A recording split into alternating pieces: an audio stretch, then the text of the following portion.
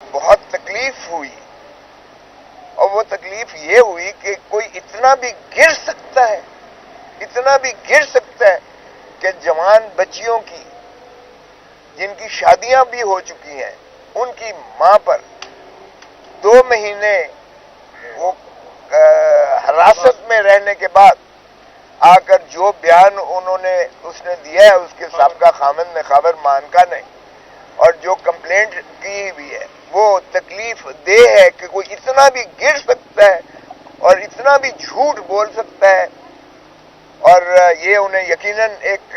بالکل اس کا دکھ کا اظہار انہوں نے کیا، برملا کیا کہ یہ اس حد تک گرنے کا تصور نہیں ہو سکتا تھا. سیاست میں باقی سب کچھ ہوتا ہے، ٹھیک ہے، کیسز بنا دیے، القادر بنا دیا، آپ نے جو ہے توشہ خانہ بنا دیا، سمجھ آتی ہے، لیکن اس حد تک ذاتیات پر کہ ایک ایسی یعنی خاتون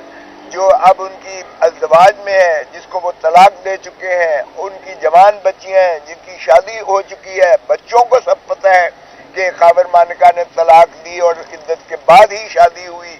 اس طلاق کے بعد اور پھر اس قسم کی 2 مہینے میں یہ 3.5 سال 6 سال شادی کو ہو گئے، 6 سال شادی کو ہو گئے.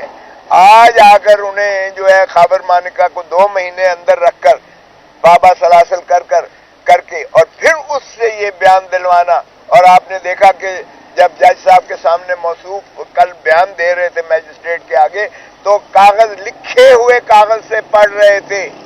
لکھے ہوئے کاغذ سے پڑھ رہے تھے. جج نے کہا کہ بھائی لکھے ہوئے کاغذ سے آپ پڑھنا جو ہے یہ بند کریں گے تو تب شاید آپ کی ریکارڈ کی گی، یہ نہیں ہوگی. تو لکھے ہوئے کاغذ دیا گیا تھا، جس کے بعد تو یہی خان صاحب کو تھا کہ کوئی اتنا بھی گر سکتا ہے کہ اس کی جوان بچے ہیں ان کا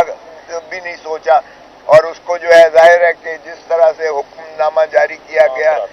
جس طرح سے وہ کانپ رہا تھا، اور 2 مہینے کی 6 سال کے بعد اب انہیں یاد آ گیا کہ یہ عدت میں